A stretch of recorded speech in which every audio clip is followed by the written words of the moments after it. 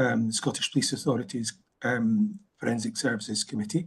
First thing I would say is, should I drop off the call for technological reasons, Chris Cregan has kindly agreed to take over the chair until I'm reconnected. Welcome to visitors and guests from the Crown Office. We have Stephen McGowan, and I understand Stephen may need to dip in and out of the meeting, but he is welcome. From Police Scotland, we have DSC Lorna Ferguson, DSC Andy Patrick, who's presenting for item number 9. CS Scott McCarran, presenting for item number 4. Doug Nielsen, the programme manager, will be attending to support item number 5. I heard from PERC, and we have John Patterson from HMICS in attendance also. Apologies we have from Angela Leach.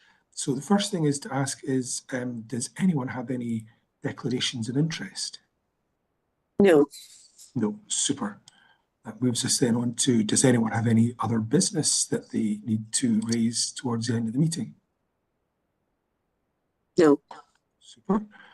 Right, decision to take items in private, that would be items 11 to 13, and this is in accordance with section 20 of the SBA standing orders. Could members agree to take agenda items 11 and 13, presumably 12 as well, in private? Okay, I'm not seeing any dissent there. Excellent. Okay, minutes. Moves us on to item number 2, which is the minutes and actions from previous meetings. The minutes have been circulated. Can members approve the draft minute from the Forensics Committee of the 7th of August? I'm getting a assent there. Super. That then moves us on to item number, bear with me. Deadly backpack. I beg your pardon? Item number 2.2, which is the action log and matters arising. Now, I'm just going to get this up here. We've got 3 actions proposed for closure. Yeah, so the first one, no problem, and the third one, no problem. The second one, the Forensic Service annual performance, I've got a little note to myself here. Does this include the data that is suggested in the narrative towards the left? So can someone give me some assurance on that? Vicky? Yep. Vicky. Okay, thanks, Chair. Just in terms of, we've had brief discussions internally around the concept of spoiled evidence and the challenges perhaps on how we would capture that, but we're able to really take a lot of that work through the Short Life Working Group in terms of scene examination, which Alistair Patience has been leading from a forensic services perspective. So we're happy to take that work forward through that activity, and then look at potentially reporting back at the annual performance report next August, if that's okay. Okay, that's great. I'm reassured. Can we take that off? Are people happy that we take that off the action register? Great. Thanks for that, folks. Okay. That then moves us on to item number 2.3, which is decisions since the last meeting, of which there have been none. That would be decisions taken in between the last meeting, and we'd be reporting to you that's happened, but it's academic because there haven't been any. Okay, moving us on to item 3.1, the Forensic Services Director's Report, and I'll invite Fiona Douglas to speak to that. Fiona, good morning. Thank you, Chair. Can I just highlight before I move into my report that I've got another 5 actions on the action register in front of me that we've not considered? Oh, right. Oh, beg your pardon. Oh, yes, we have. I'm sorry. Yes. I've got 3 up for closure for some reason, but there's a lot more than that. Yes, so bear with me. Financial monitoring proposed to close. We've got HMICS review of forensic toxicology, which is proposed to close. FS change programme, which is proposed to close. And also Police Scotland SPA forensics joint biometrics strategy. And we've got a verbal update on that, which we're going to get. Is that going to happen when? Is that later when we have that item? So, Chair, that will happen from the next meeting onwards. We will include the update on the delivery of the joint biometrics strategy in the performance report as an integral part of it. Yes.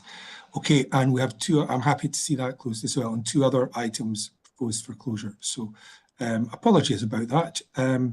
Okay, are board members happy with that? Super. Thanks for keeping me on my toes, Fiona. Anyway, back to the director's report. Fiona.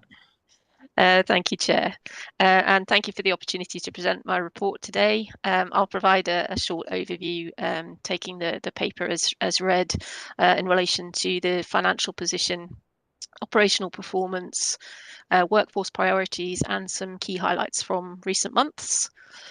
So in relation to the financial position, at the end of Q2, Forensic Services is reporting an underspend of around £400,000, mainly due to lower staff costs. We remain on course to break even by the end of the financial year, and our capital projects are progressing well and all within budget. But there are pressures. Demand in drug driving toxicology remains far higher than anticipated, and this has required us to use further outsourcing, which increases our costs and diverts funds from other priorities and that could be used elsewhere. Looking ahead, we've already begun planning for the 26-27 budget, which will need to carefully balance sustainability with investment in capacity and innovation. On operational performance, drug driving toxicology continues to dominate our demand profile. Volumes, as I said, are well above the level agreed in the Memorandum of Understanding with Police Scotland, and that's not expected to change anytime soon. We've made strong progress on the long-term sustainable model for criminal toxicology. The full business case, now in development, is supported by Police Scotland's estates team. Whilst outsourcing remains necessary in the short term, it is not a long-term fix. Our goal is to build sustainable internal capacity that ensures quality, timeliness, and resilience. Our people remain our greatest strength. One of the most important achievements this year is the completion of the final draft of the Strategic Workforce Plan, developed with Skills for Justice. The plan gives us a clear, evidence-based view of the workforce we need, the skills, the training, and the structure that will carry us forward over the next 5 years. We're already putting it into action. 2 forensic support apprentices joined us in August, our first in this area. And in September, we held a leadership development day focused on culture, empowerment, and accountability. These steps strengthen our organisation from within, ensuring we have the right people with the right skills in the right roles. Innovation is another key theme. We've launched our first research, development and innovation strategy, which we share with you today, designed to embed science and innovation into every part of our service and deepen collaboration with academic and public sector partners. On health and safety, following an independent review earlier this year, we're implementing all recommendations to improve how we manage hazardous materials and laboratory ventilation systems. This work is essential to keeping our people safe and our standards high. Our teams continue to make an extraordinary contribution to policing and justice in Scotland. In recent months, they've supported the Loch Lomond investigation named Operation Greyfen, involving complex scene work, rapid DNA testing, and more than 3,000 digital images processed. We also played a vital role in the conviction of Kevin Gallagher for the murder of Stephen Gray in Glasgow, and in a Highland sexual assault case where rapid forensic evidence led to an arrest and charge. These examples reflect the professionalism, dedication, and compassion that our staff bring to every case. In September, we published our annual review and hosted the Forensic Excellence Awards, recognising innovation, teamwork, and well-being across our service. Looking ahead, our focus is clear: completing the toxicology business case, embedding the workforce plan, strengthening innovation, and maintaining our financial stability. Chair, Forensic Services is in a strong, though challenging position. We are stabilising after major change, consolidating progress, and building for the future. I want to thank all our staff for their professionalism, integrity and dedication to delivering world-class forensic science in support of justice across Scotland. Thank you, and I'm happy to take any questions. Great. Thanks very much for that, Fiona. I think it's a very strong report, this cycle. It's a very strong report every cycle, but I think particularly there's a lot of really interesting and good items on this. Before I throw open to other members, I'll maybe ask one question first, then I'll come back to various other ones. Can I just ask on the health and safety improvement, the COSH assessments, can you provide a summary of the issues that have been identified through the review, and can you also outline what's being done to make the required improvements? Certainly, I'll ask Alistair Patience to jump in and give you a little bit more detail as he's leading on this area. However, we commissioned the external review, and it's been very helpful for us to undertake that. Has highlighted a number of areas for improvement, and we do have a very comprehensive health and safety improvement programme of work underway to make sure that our documentation is up to date and accessible for the staff that work within forensic services. But I'll hand across to Alistair to give you a wee bit more information. Thanks very much, Fiona. Thanks, Chair.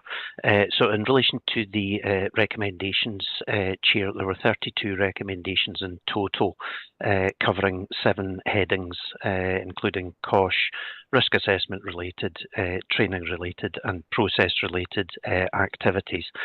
Out of the 32 recommendations in total, we've provided evidence to be able to close 10 at this point. The remaining ones are in progress.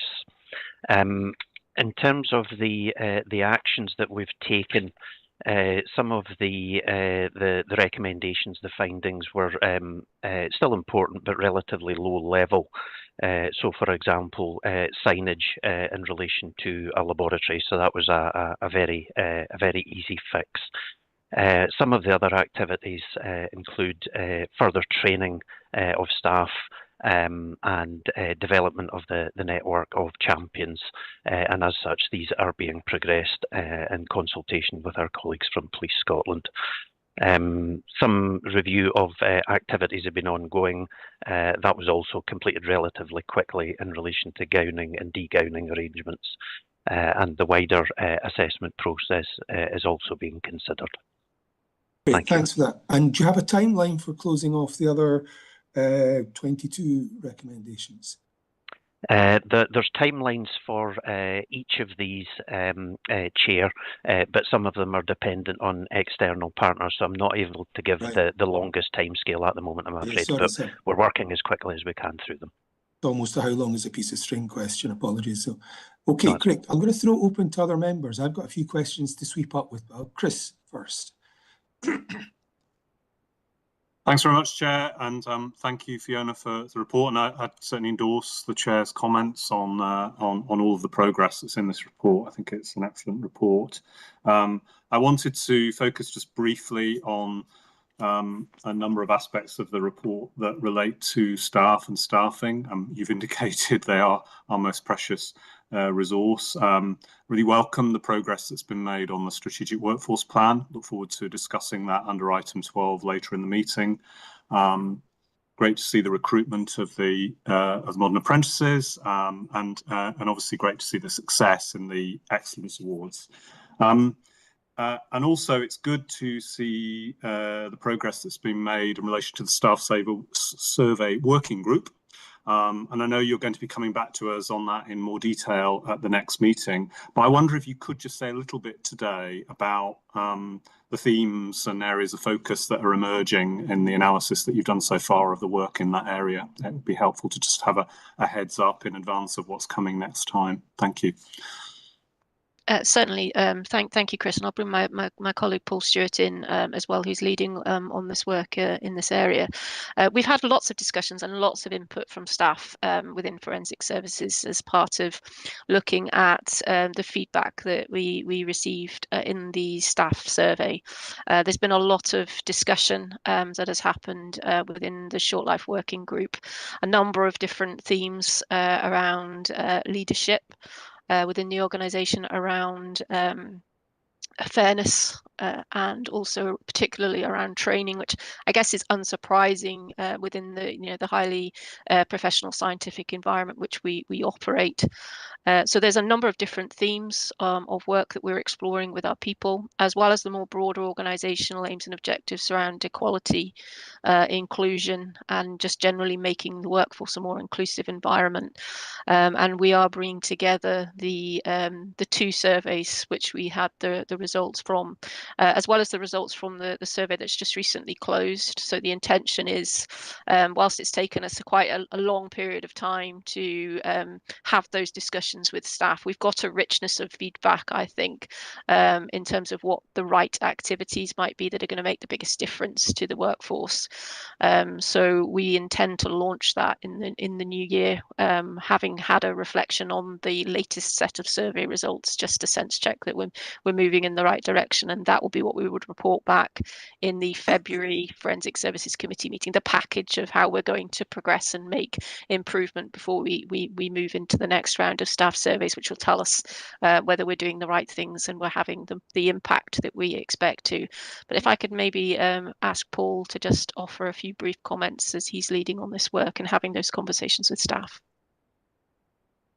Yeah, thanks, Fiona, and thanks for the question. Just as a reminder of our previous kind of updates, the kind of 5 key areas that emanated from the survey, the 2024 survey, that were identified both within the survey and within the staff groups that have become involved, and the number of staff that have become involved in the wider working group, as well as the focus groups on culture, fairness of opportunity, inclusivity and belonging, leadership improvement, and the workplace environment. So I won't rehearse all of the things that Fiona, as the director, has said, but all of the themed recommendations, and we're starting to receive recommendations from the focus groups now.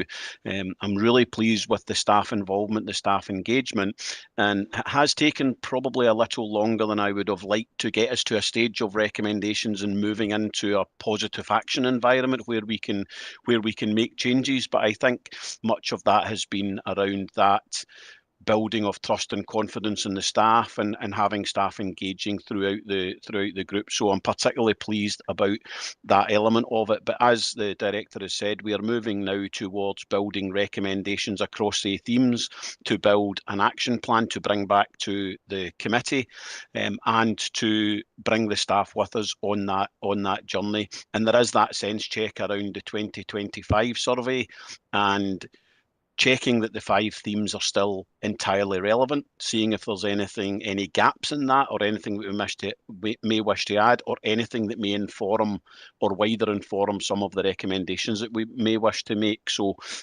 really enthused by this bit of work, and getting actually quite excited about the element of moving things forward now and actually taking action. So I'll pause there, Chris and Chair, Fiona, and take anything else if you wanted me to expand on anything. You happy with that, Chris, or would you like a little bit more colour? No, I think that's absolutely fine at the moment and appropriate, given that we're going to be coming back to it in February. I think that's really helpful. It gives a lot of reassurance. Obviously, we discussed this at Development Day earlier in the year as well, and so it's really good to see the progress that's being made, the fact that it's moving at pace. And the incorporation of the 2025 data is going to make sure it's up to date and on point. So I'm reassured for the moment, Chair. Thank you. Thanks. Great. Excuse me. Does any other member have any questions for the director at this point? Seeing any hands up. So I've got a couple of observations to make. Firstly, on the modern apprentices, it's great to see us hiring modern apprentices. I think that's a really good move, and very, very pleased to see that. It certainly have getting flashbacks to when I worked in labs, and we used to have lab juniors trained up, and a lot of them had fantastic careers, and that was their routine. The second thing is the Forensic Services Excellence Award. I thought that was an excellent, excuse me, an excellent occasion, a superb occasion, and it was really good to celebrate the work of the staff there, and it was a truly inspiring day. And the last thing, again, almost a celebration, is the Forensic Services annual review of 24-25. And I have to say, I was very impressed with the volume of work that you've got through, the nature and the excellence of that work. And I'd like to ask the committee if, when we note the director's report, if we can also endorse the Forensic Services Annual Review of 24-25. So if committee are happy with that, I'll move us on to the next item, which is the Forensic Services Performance Report. And I'll hand over to Vicky to introduce that. Great. Thank you very much, Chair. Morning, everyone. So this report provides an overview, as always, of the performance across the forensic services as a whole. And this period is Q2, July to September this year. I'd just first of all like to refer to the executive summary, which is slide 3 in the pack, and note that although there is strong performance with the most urgent and the high profile cases, Fiona in our director's report has highlighted some examples of those. This activity ranges across scenes and into laboratory activity, but there does remain challenges in some areas of our organisation, most notably volume crime unit DNA activity. So from the outset, I'd like to ensure members that there are no risks in terms of any statutory time limits, and there's been a significant improvement already since the end of this reporting period, which I can refer to later. I'll also highlight later on in the report and the update the areas of drugs, fingerprints and post-mortem toxicology as well, where challenges are also evident. If we move on then to slides 4 and 5, really cover our business plan, the 2-year business plan for the period 24-26 and our progress to date. So slide 4 looks at it from the view of a balanced scorecard. It's pleasing to see that there again is good progress being made, with 2 further activities closed since the last report, one being the 5-year demand forecasting activity, and secondly, as mentioned in the director's report, the apprenticeship pathway has been implemented as well. So pleasing to see good activity in that regard. Moving on to slide 5, this provides a further information on the business plan compliance, and you can see here that the majority of activities have either been completed or are green and on track. Just to highlight for members that following approval of the Forensic Services Strategy 25-30 earlier this year, we are going to do a bit of activity, which I think is really, really important to align the new strategy with our business plan going forward and also our performance framework. So the intention would be to present these key documents later at a future Forensic Services Committee. Then moving on to slides 6 and 7, which show the performance framework status overall. Again, against our revised strategic outcomes as defined in our new strategy. The majority of activities are green, which is a positive position, with the exception of performance, which you'll see that we have been recording as amber for a time. And again, I'll come back to that later on in the slide deck. This just shows that we are actively monitoring very closely our performance. Moving on to slide 8, which covers health and safety. Of note since the last committee meeting, completion of the IOSH certified training for all staff has been completed with regards to there's a few people who may be, for example, on long-term absence, maternity leave, etc., who haven't completed as yet. And we are moving forward in terms of more advanced IOSH certified health and safety training being rolled out this financial year. Moving on to slides 9 and 10, which provide data on working days lost and absence. As we've reported previously, overall absence rates are low. The highest long-term absence reason is psychological disorders, as it's captured in the recording system. And what forensic services are aiming to do is expand the current scale of the psychological supervision activity across the organisation. This is really a preventative approach to improve personal resilience. So we're building that into the budget setting process for next financial year. Moving on to slide 11, in terms of quality compliance, just an update since the writing of this report. The United Kingdom Accreditation Service, UCAS, have now commenced their reassessment visits to our laboratories. And the outcome of the visits, which cover all 5 laboratories, will be known later in November. Moving on then to the rest of the slide pack, covers operational performances. This is really where I want to spend a little bit more time, if that's okay, Chair. In terms of slide 12, this covers search and recovery scenes performance. And it continues to show a positive performance in this area during Q2.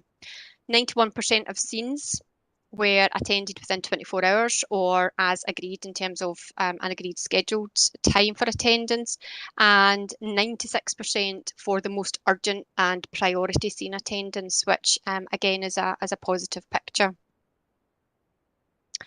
As we move on to slide 11 in the laboratory delivery, performance is not where it needs to be, and it is an area of focus internally. We are meeting our demands, but the timeliness is unacceptable for some areas of the business.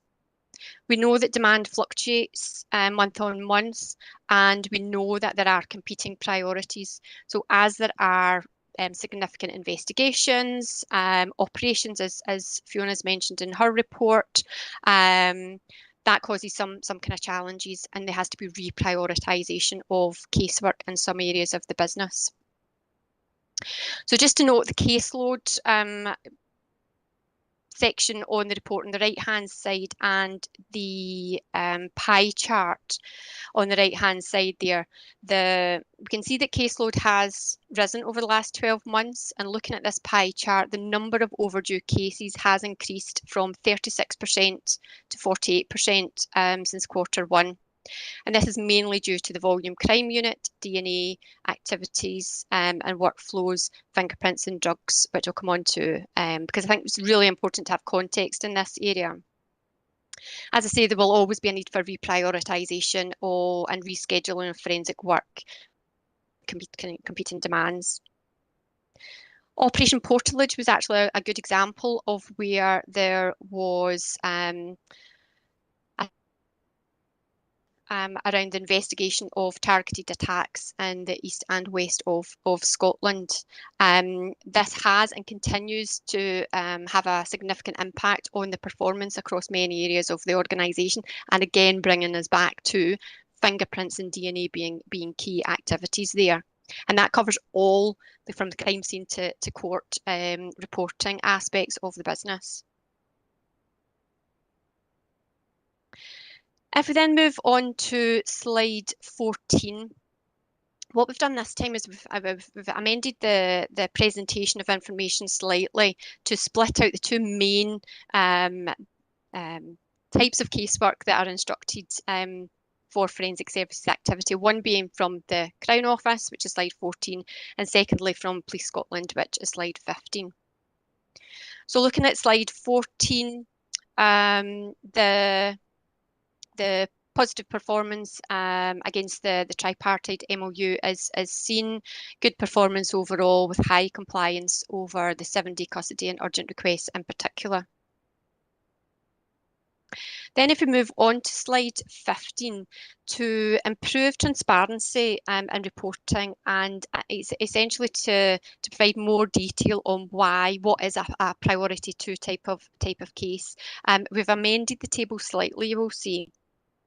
We've had discussions previously on the range of different timeliness targets in this P2 category.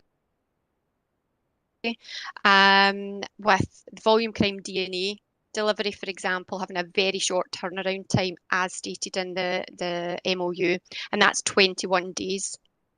Also, drugs driving has been separated out there as well, because we have a different SLA in place there, and specific timeliness targets and statutory time limits are evident here as well.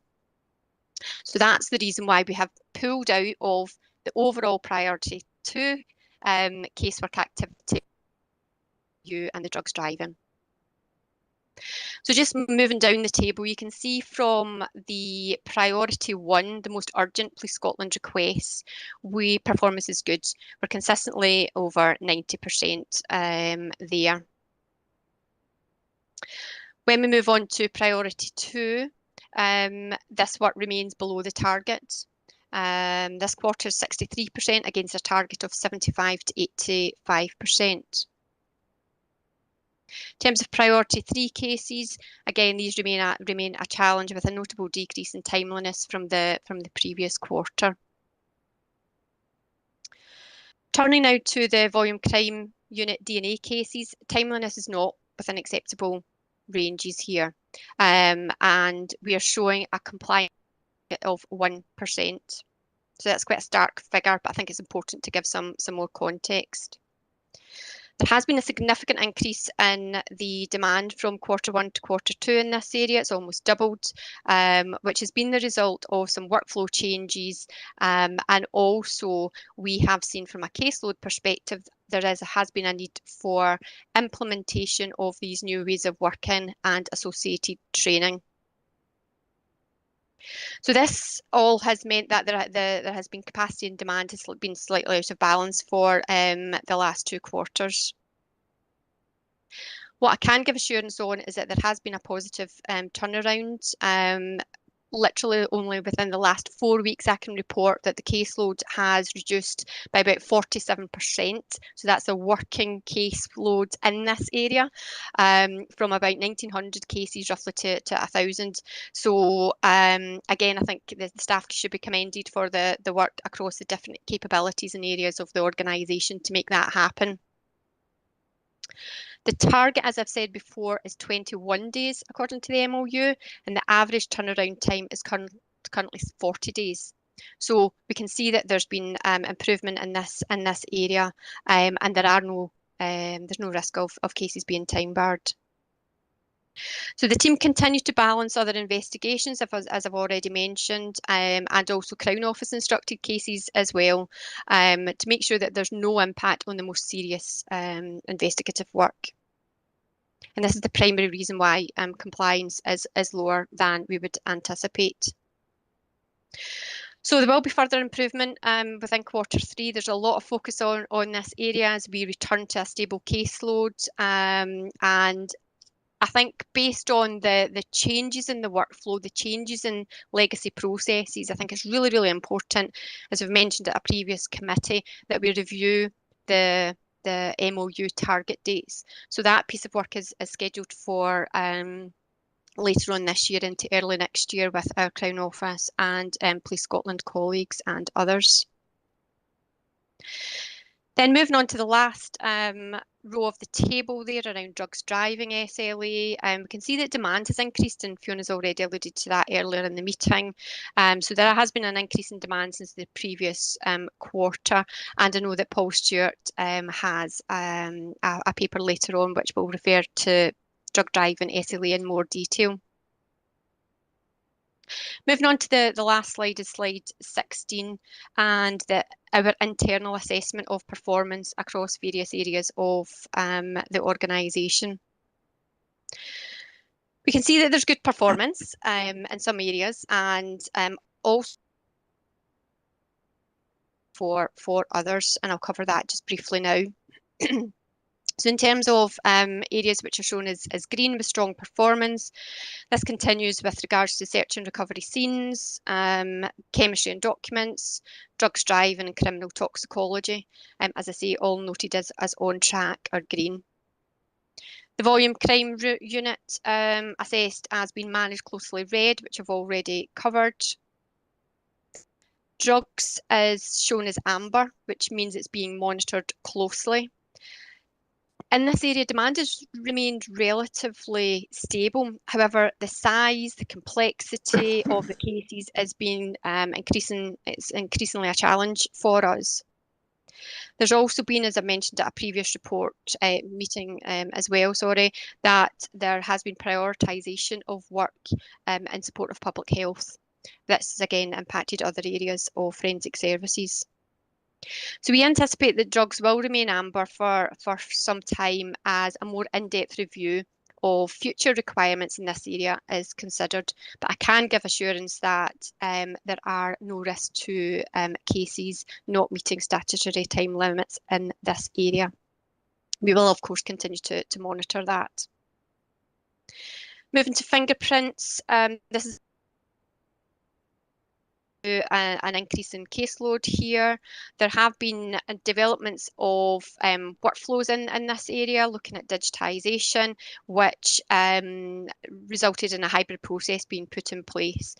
We are now reviewing that to see how we can improve that process better and also ensure that operational performance is not impacted.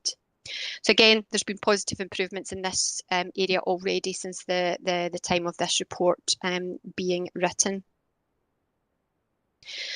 And also toxicology, the expected turnaround times for post-mortem toxicology activity, as we know, are 28 days for the most urgent cases and 35 for other types of cases.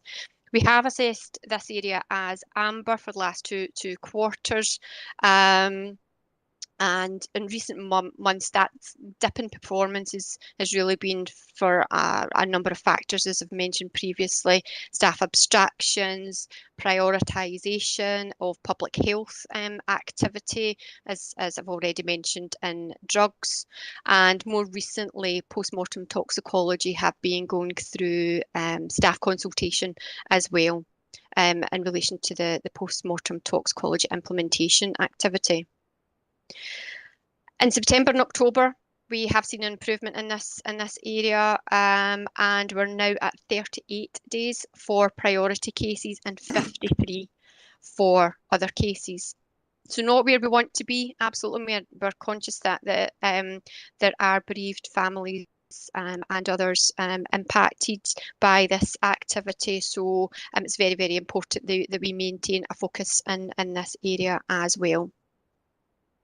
I would just like to thank the COPFS pathologists and other partners in this area for the continued engagement and dialogue on a case-by-case basis, as well as the Forensic Services team. And lastly, in terms of this slide, firearms, this section has again been defined as amber, being monitored closely. The caseload, has increased over Q2, but it was returning to normal levels in October.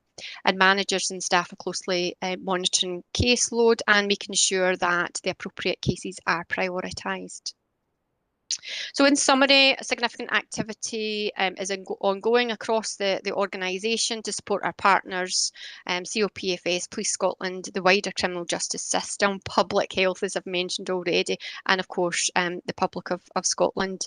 There are areas which we are continuing to focus on to improve performance, and it's been managed closely and monitored closely.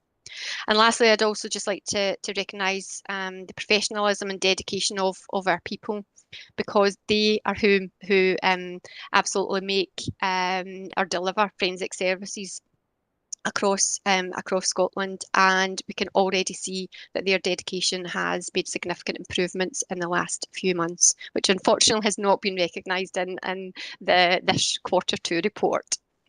Thank you, and happy to take any questions.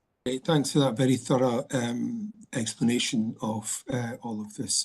I've got a few things to tease out, and I'll maybe ask a couple of things first before we throw it open to members. Firstly, can I just return to the volume crime and the DNA delivery request? So it's 1%. That's quite concerning because it seems to have been bumping along at that for a little while, by the looks of this, at least 6-7 months.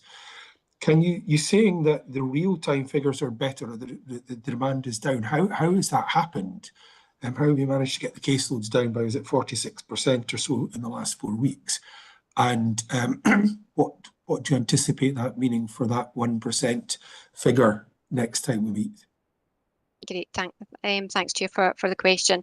I think volume crime unit, just to start off by the amount of focus and dedication by the managers in this area and wider across the organisation has been key, along with the professionalism, dedication of the staff. We have more recently completed the necessary training around the reporting,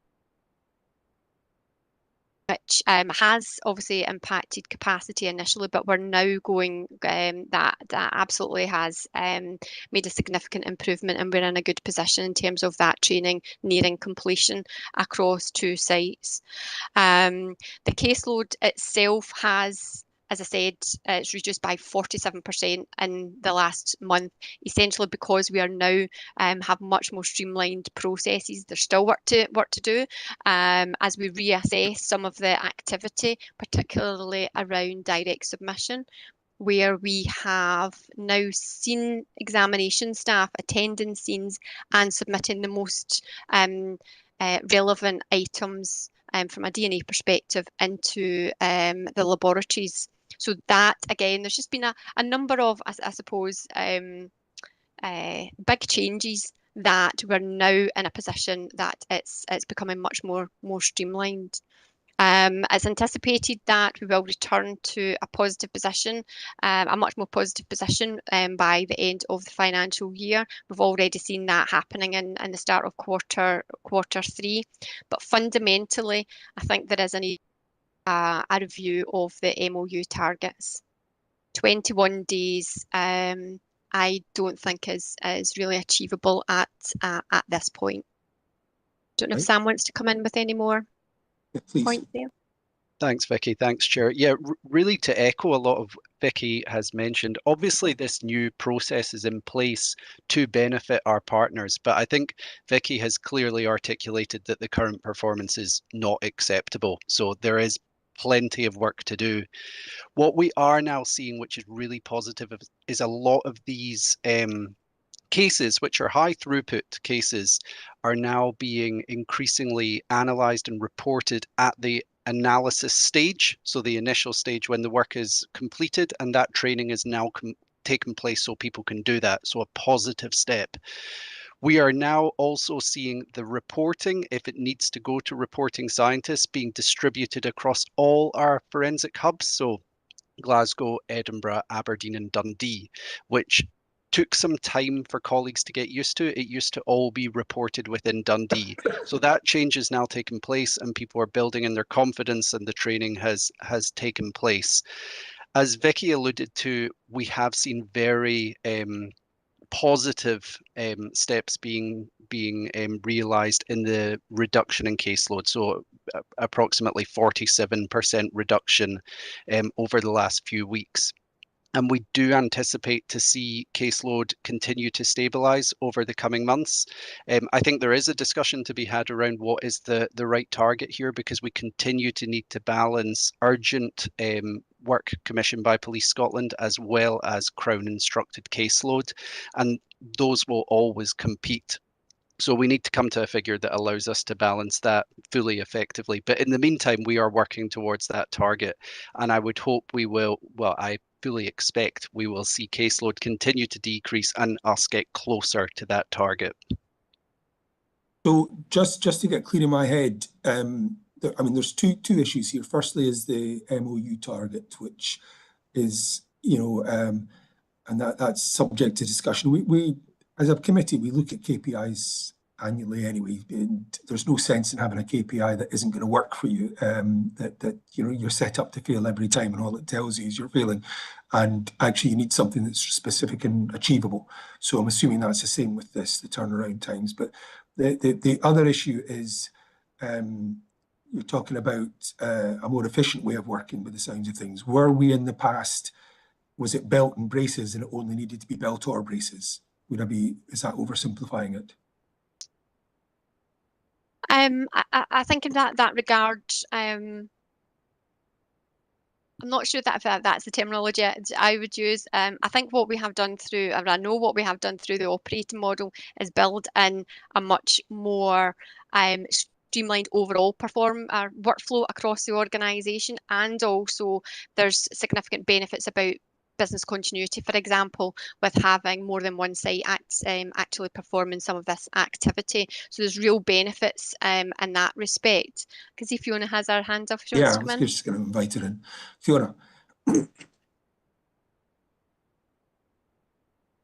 Yeah, you're muted, Fiona. Rookie mistake, sorry. I think it's a really good question, and I think that the operating model is in the final stages of implementation, but what we've seen here that's impacting on performance is some pretty big changes in the process flow, which have now been implemented, and as Vicky's articulated, we're starting to see the progress in relation to that, but there have been some obstacles in terms of that implementation process. The main difference that we're seeing now is we're spreading the base of staff that can report these types of cases. They're relatively straightforward cases. They're reporting issues of fact as opposed to opinions and interpretations, which so we've got more people that are able to report these cases. The purpose of the operating model is to speed up the provision of forensic intelligence. So what we also need to keep our eye on in this process is it's now taken a whole stage out. So the scene examiner is collecting the evidence and submitting it directly into the laboratory, rather than the scene examiner collecting the evidence, it going to Police Scotland, there being a process before it's then resubmitted to the laboratory. So overall, in terms of our ability to be able to speed up the forensic intelligence picture, we've taken out a whole stage that involved Police Scotland. So when we do the post-implementation review, which we will report back to the committee, we'll be able to see the benefits to that system rather than just looking at the constituent parts of it. Great, no, that's assuring. Yeah, I get it now. Super. Okay, other members? Do other members have any questions on this? Chris. Thanks, Chair, and thanks for the report. Thanks, Vicky, for a really comprehensive introduction to the report. I just wanted to alight on a couple of things. So, firstly, just to welcome the building in of the preventative approach on psychological illness. I think that's a really positive step. If there's anything you can say about how you intend to monitor and evaluate that over time, I think that would be helpful. And then just on the near misses, obviously we can see that sort of steady increase in reporting on near misses, and the assumption there is that that's a positive thing because of the encouragement that's being given to staff to report. But if there is anything you can say about any of the themes that are emerging there, and what that means for learning and preventative action, that would be really helpful. Thank you. That's great. Thank you, Chris, for those interesting questions. The first one regarding psychological supervision, we've been working with an external organisation on psychological resilience for some time now in an area of forensic services, search and recovery scenes, so scene attending staff, because again we know that they will be exposed to potentially traumatic scenes and incidents. So from that, it's very we use the expertise of the psychologists and the consultants in that area, and they perform regular assessments on to basically measure a person's individual resilience at a point in time. So that happens regularly throughout a 12-month period. So we're seeing real improvement in that status from that evidence and that data set. So it's really important for us to look at where else in the organisation do our people get exposed to such potentially traumatic incidents, images, etc. So we are widening that out and building on the work that has already been taken forward with the search and recovery scene staff. So I think it's well embedded. We're at the point where we are looking at how we can roll that out further. And as I said, looking to build that into the budget for next year. It's a very well-defined framework led by the consultants that are involved. And is that okay, Chris? You want to come back on that at all? No. That's really helpful. Obviously, I mean, that kind of preventative approach is something one would want to see in any organisation, but particularly given the staff profile, the work involved, it's critical here. So that reassurance around the embedding and the building on that approach is really helpful. Thank you. Great, thank you. In terms of health and safety, as you say, it's really important that from a reporting perspective, we encourage our people to identify near misses.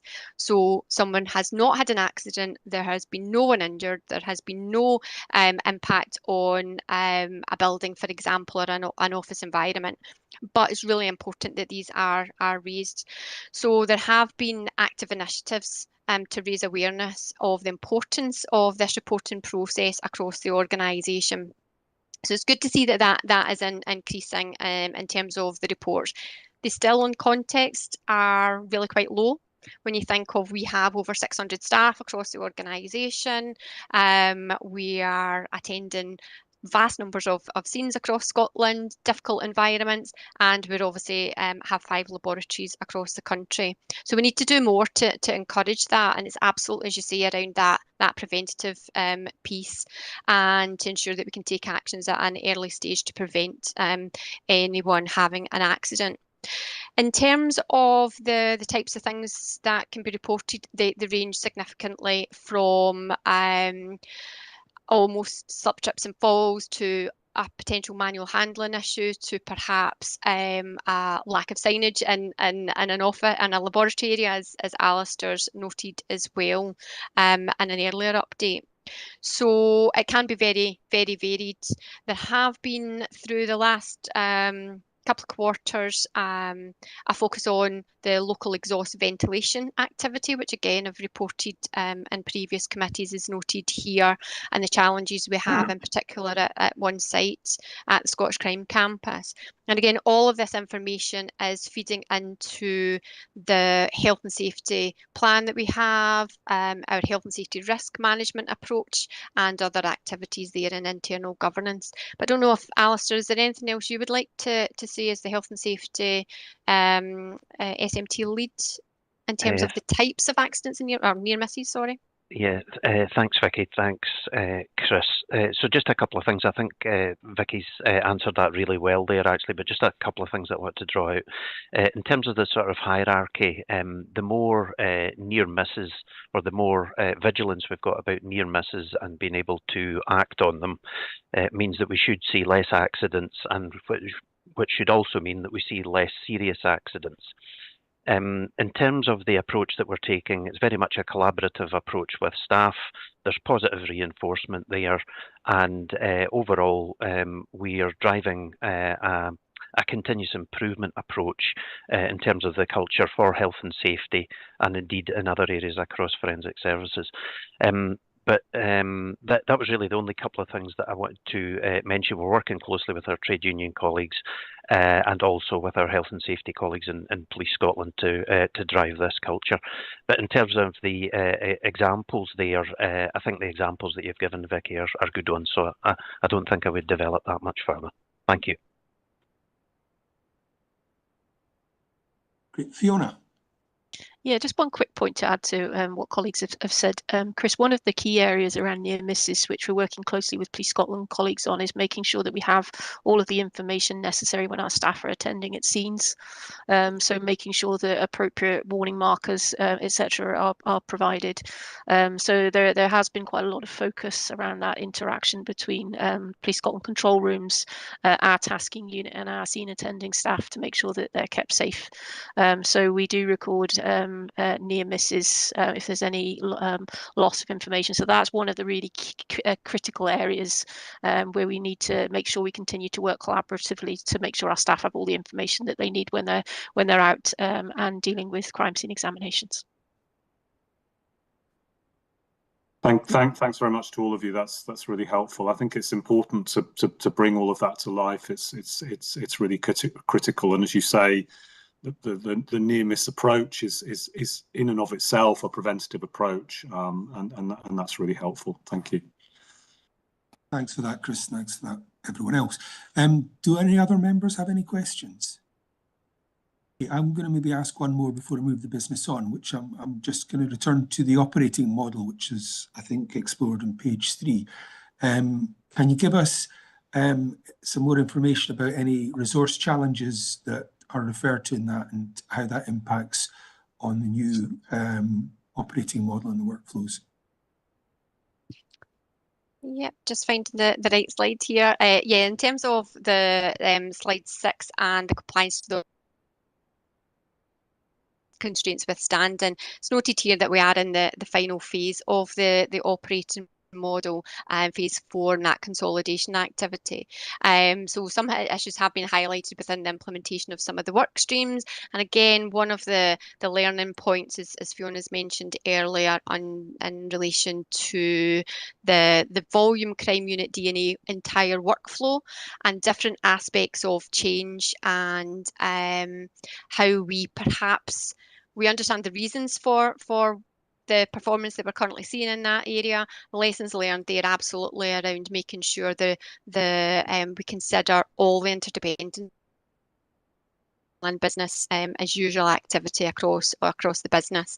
So that's one kind of example as to the reason why, from a performance perspective, we've noted that as a mix there. Nothing of major concern, I would say, and obviously I'm conscious that Joanne has a paper later on the agenda on the operating model. Okay, thanks. We'll maybe hold off till then. Thanks very much for that, Vicky, and thanks for your comprehensive presentation of this. I'm going to move the business on. If we note this and move on to the next item, which is drug driving, and we have Paul Stewart to introduce that. Welcome, Paul. Good morning. Good morning, Chair, and thank you for the opportunity to present. So the paper is within the circulated paper, so I'll just pick out some highlights and then take any questions if that's okay, Chair. So starting with our demand, capacity and performance arrangements. So the committee and members will know that we have been monitoring this for some period of time now, but honing in on the Q1 average case demand of 318 and seeing that rise now in Q2 up to 325 cases per month essentially confirms our forecasting of that steady increase in the drug driving arena and this particular area of work. So within Q2, that's seen an overall number of 166 cases being received above our internal capacity, which equates to a 16% of the caseload being above our internal capacity. And as members will be aware, the additional capacity is managed by our ability to outsource to an external provider at this stage. In terms of our capacity arrangements, you will see that the output average of 279 cases per month on an internal basis. So that is something that is at the stretch end of our ability from an internal point of view, and I'm really pleased with that level of performance. In terms of, I know that committee have been focused in the past on late cases and the sensitivities around any potential time bar. You will see that there is proactive management in this area to the point where we are highlighting cases on an individual basis. So we've seen 2 highlighted as an admin error that was picked up by our proactive monitoring systems.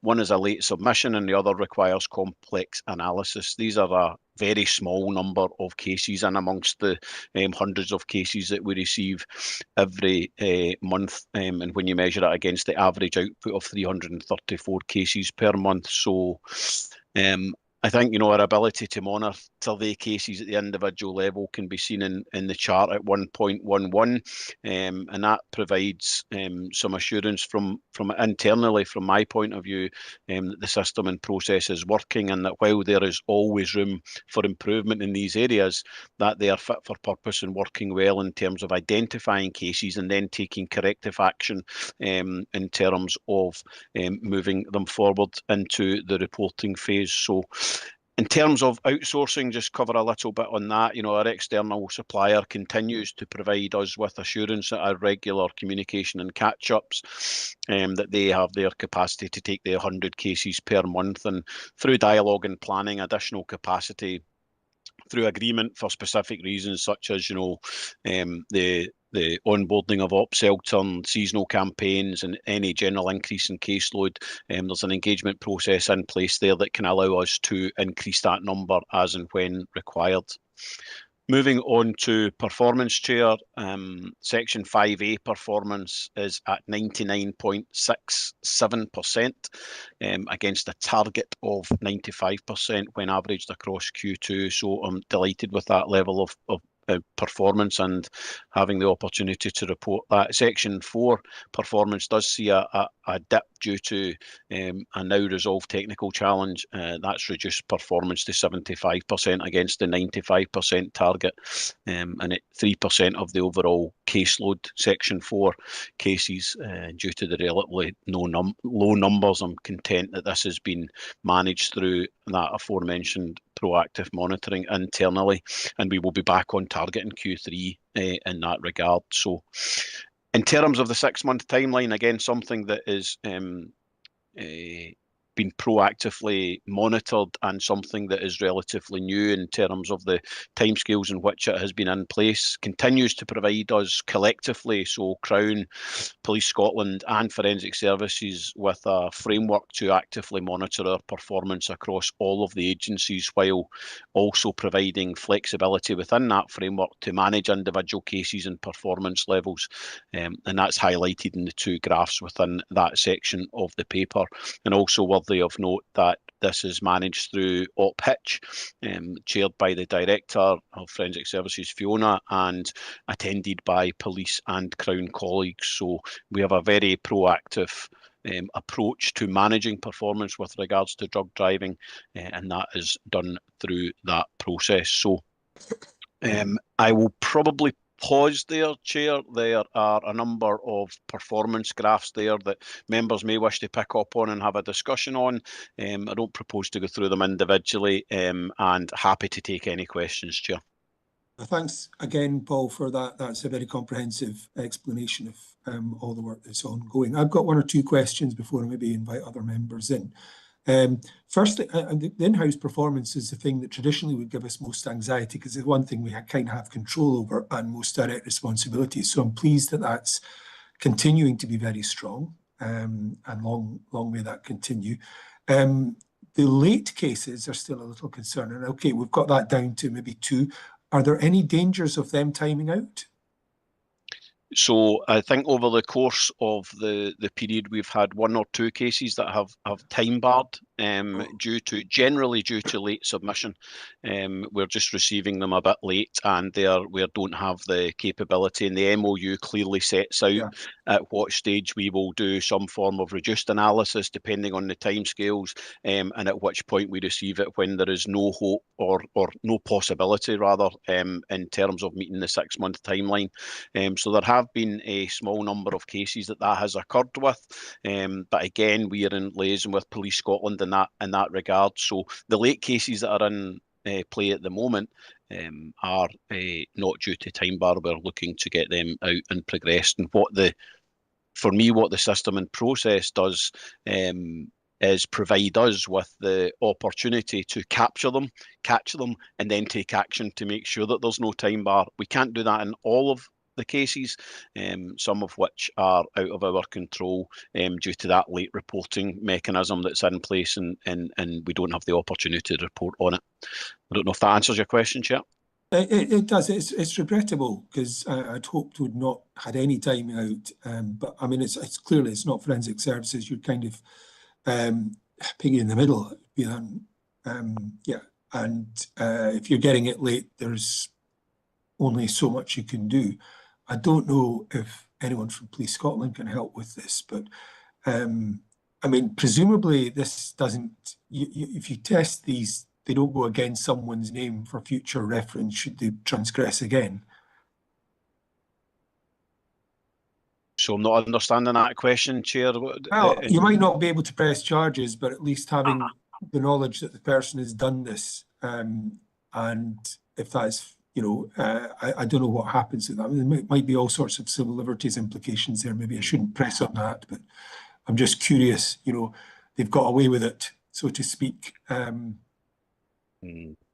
Yeah, I wouldn't be in a position to comment on what happens there, Chair, to be honest. And Police Scotland, is there anyone there that can tell us what is there further work being done to prevent this sort of thing happening? Because it is, the late submission isn't helpful, clearly. I can certainly speak to, from a Police Scotland perspective, I can certainly speak to the work that we are doing both on table with op-hitch and off table through a number of processes connected to the HMICS recommendations and a paper which we'll come on to. I know that Police Scotland are actively seeking a solution, and I believe have a solution through the Road Policing Department around taking out some of the human error elements of this, because that's the point at which we are getting to in terms of the small number of cases that are coming in late. Police Scotland are looking at an automated and a different process, but I can't comment on the detail of that. But I know that Police Scotland are alive to it, and I don't know if there's any other colleagues on that would wish to build on that, because I don't wish to speak for Police Scotland in its entirety. Not seeing any hands up except for Fiona, so I'll maybe get Fiona in at this point. She can maybe put my mind at ease.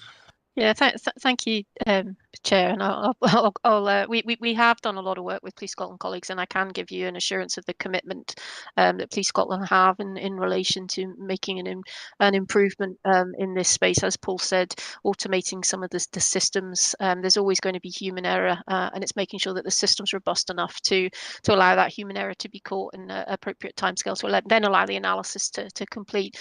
So I can give you the assurance that there's a strong discussion that is happening on this. It's being monitored very closely through the Operation Hitch Improvement Group, and that we have seen substantial improvement, but there's still a wee way to go. But there's full focus from Police Scotland colleagues in and around that. Okay, thanks for that. The other question I've got is about, and we'll talk about the pilot going forward, but is the outsourcing, and again, just to seek further assurance on that we're confident we're going to have enough capacity out there in this the sector, and that we're going to be able to meet or to turn around any outsource, or have the budget to turn around any outsourced work or any increase in capacity. Sorry, I'm not articulating that, but hopefully you can read between the lines.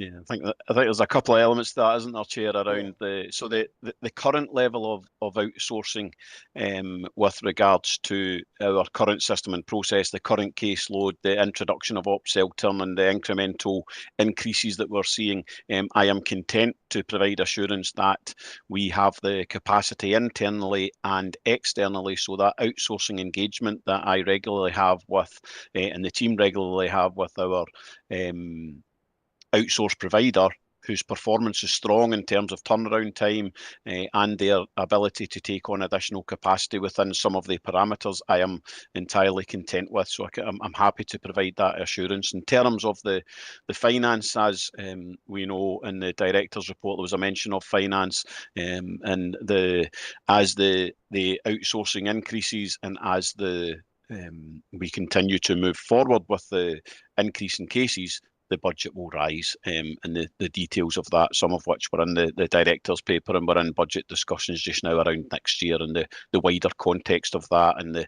under the crossover with the long-term sustainable model and all of the aspects of drug driving in terms of that demand. So, Great. And Fiona, you want to comment at this point? Yeah, just again provide the reassurance that for these two pilots, the additional subdivisions that are coming online, there is full financial support that's been provided from Police Scotland to support the outsourcing. There is capacity in the outsourcing provider to turn those cases around within the appropriate timescales. Discussions in relation to the finance that's required for next financial year for increased outsourcing, I think we picked up through the discussions around the incremental rollout, which I know we're going to come on and talk about. But at the moment, there is a financial pressure for next financial year that we're discussing through the budget development for next year's revenue budget. Thanks. Do we have any other questions from members? No? Super. Well, we've got the pilot to discuss in due course, so we'll maybe have more on that. Great. Just bear with me as I check the recommendations here. Yeah, we've got an update on the criminal toxicology. Yeah. Anyway, if we can note this report, and we've explored it quite well, so we'll move on to the next item, which is, bear with me, Forensic Services Financial Monitoring Report, and that's back to you, Fiona. Thank you, Chair. Just a few introductory comments in relation to the finance report. So, as I said in my opening, the Q2 net expenditure forecast is an underspend position of 400,000 at the end of Q2, driven by lower pay costs, but offsetting some higher non-pay costs. So, in relation to non-pay, really there are higher pressures in there in relation to toxicology outsourcing, which we've just been discussing, additional property and equipment maintenance costs, and some costs around increased demand on and use of very expensive operational kits. So these additional costs which we're seeing are being offset by some of those underspends in staff costs. We will continue to monitor this closely, and will be updated in the next financial forecast, so into the budget build for next year. With regards to capital, most of the projects which within the capital plan for this year are now locked in for delivery by the end of the year, with governance timelines fully understood. So we have an actual spend to the end of period 6, which is the end of October. So we're ahead of our budgeted position. So really, both the capital and the revenue are in a good position for this period of the year. There's a comment in there around reform, and we have had slightly less people requirements in our reform projects this financial year to date, so we have a slight underspend in that area. But I'm happy to stop there and answer any questions that members might have. Thanks. I've got a question. There's the second paragraph of the executive summary makes reference to the operating model not realising its full benefits that outlined in the business case due to investment received. Can I just get you to elaborate on that? Is it basically we've underfunded it and therefore it can't deliver? Well, it's not quite that straightforward, but yes is the short answer. Right. Okay. So I think there are a number of areas of the operating model that we weren't able to progress because we didn't receive the full investment that the full business case set out due to financial pressures that we're all experiencing. So there are a number of areas which we haven't progressed in the operating model. So that has then an impact on the benefits realisation. So Joanne will talk about the benefits tracking which we're doing around the operating model in her change update report. What we also have, and once we have completed the implementation, which is due for the end of March next year, is we'll be able to report back to the committee on exactly what's been progressed, what hasn't been progressed as a result of the investment that was originally aligned to the operating model, and then how we intend to further develop the organisation, particularly in line with the strategic workforce plan, which we're going to talk about later. Great, thanks for that. Any questions from members? No. I mean, it's very early days with this, so we'll just keep tabs on the budget and see what needs to be done going forward. But yeah, great. Okay, if we can note this, we'll move us then on to item, where are we? Item 4, which is the incremental rollout of the roadside testing, and we've got Chief Superintendent Scott McCarron here for that. Welcome, Chief Superintendent. Thank you, Chair. Morning, everyone. Just to introduce myself, I took over as Head of Road Policing last month from Chief Superintendent Hilary Sloan, who I know was at the last meeting, and you'll be aware that she has now retired. So at that last meeting, she presented the paper regarding the incremental rollout of drug wipes to a number of divisions. A number of questions were obviously asked at that meeting, and were asked to come back with a further update, and that's what we'll do today. So as the committee is aware, since 2019, with the kind of introduction of the legislation, drug wipes were introduced in Police Scotland and across UK policing in general. In Police Scotland, we've kept that exclusively for road policing officers to use the drug wipes. But as we're seeing, and you can see from 1.36 in the paper, year on year, we're seeing a significant increase in the people that we're detecting for that. 2022-23 was 2,522, and then 24-25, 3,305. And then this year it's looking to be higher again. So as we're seeing there, a significant problem, a significant risk on the roads. These people are putting lives in danger. And to some of the stats that we can see in the paper as well, between the 1st of January 21 and 31st of December 22, I think 7% of deaths were contributed to the rider or driver being under the influence of drugs. So we want to improve our capacity to challenge this, and for that reason we are looking to roll it out to two subdivisions that are mentioned on the paper in A division and U division. At the previous paper, the last meeting, it was discussed that we perhaps roll that out wider. Following on some of the concerns for that last meeting, we've had a number of discussions with forensic and other key stakeholders, and it's only the two that are identified to be rolled out to just now. So we can get a better understanding of that level of risk and demand, the impact on Police Scotland, forensics, the cost, the impact on NHS and the Crown. So as it stands just now, it's two areas that we're rolling this out to. And the training took place for that over the last few weeks, and it started in those two divisions on Friday of last week. So in terms of the engagement with those subdivisions, I've got a Chief Inspector who's been part of this from pretty much the start. He's been engaging at area commander level with those both divisions, and part of my support team are engaging at a frontline level to make sure that we're managing this in an appropriate manner.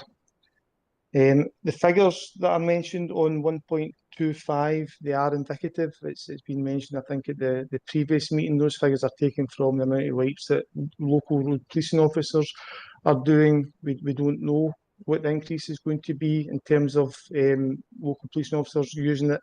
And one of the stats that's not in the paper, but I think it's useful for the committee to know, is that if we look at the month of August, we had 321 positive cases.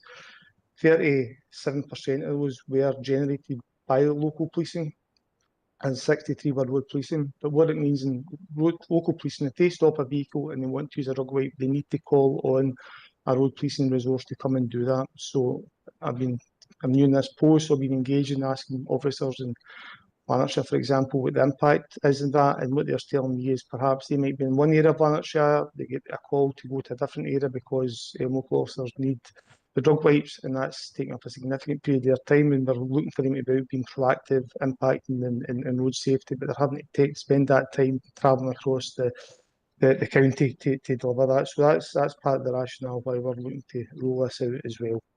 The budget's been mentioned. We've put in the £90,000. That's the budget we've put in for this. You can see the cost there, indicative 85,300, I think it is.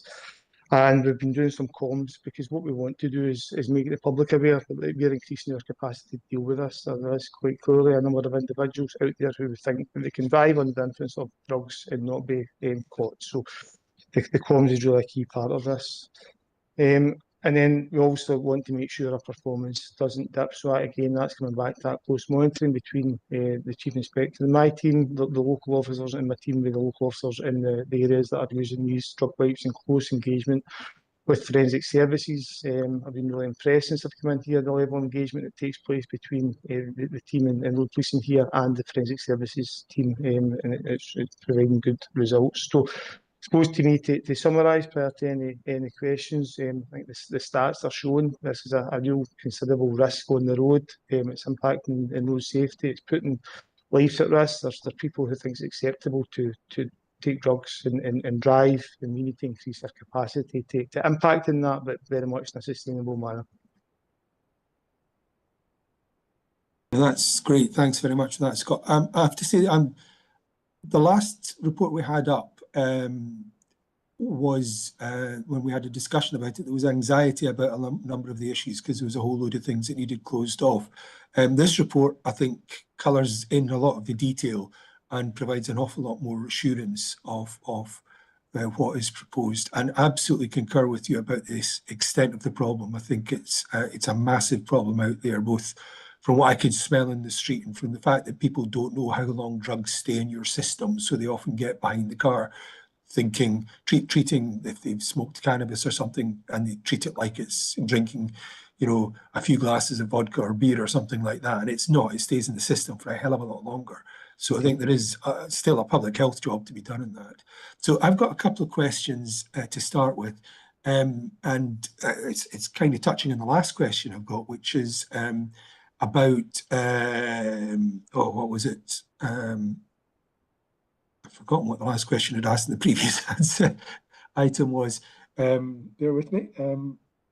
Yes, timeliness of submissions. Have you got something in place to make sure that we don't have, you know, you've done all the difficult work of getting the person pulled over, and you've done what needs to be done with the wipe, and it's what makes us confident that it's not going to, something's not going to sit in a sample's not going to sit in a fridge for 4 or 5 months. Yeah, indeed. So as part of the training that my team has rolled out to the local police officers, that has been emphasised, that they need to make sure the forum is correct. And I've asked for a kind of breakdown of the failures, and that's what it is. It's officers not submitting the form properly. It's a generic form that's used for other things, but perhaps they tick the wrong box for this. But that has been emphasised, and we'll continue to monitor that closely, because that's a concern of mine as well. Great. No, I'm pleased to hear you share that concern too. The second question I've got is £90,000 that you've got committed to this. What happens if you exceed it? Because you know, it wouldn't surprise me that you end up pulling over far more people than you're anticipating at the moment. Yeah. So again, a question that I've had myself. I've been discussing that with our finance partners. The reality is we've allocated £90,000 to this. Now I think it's, I said, 85,000 as we're predicting, are anticipating, but that could increase. It will be a case of monitoring it closely month on month, and then going back to our finance partners to see what we can do, if we need to increase the allocation of monies to it, or perhaps we can't. But we've got £90,000 as honest answer allocated to it just now, and we'll just need to monitor it to see if money can come from elsewhere. Okay, that's great. Thanks for that.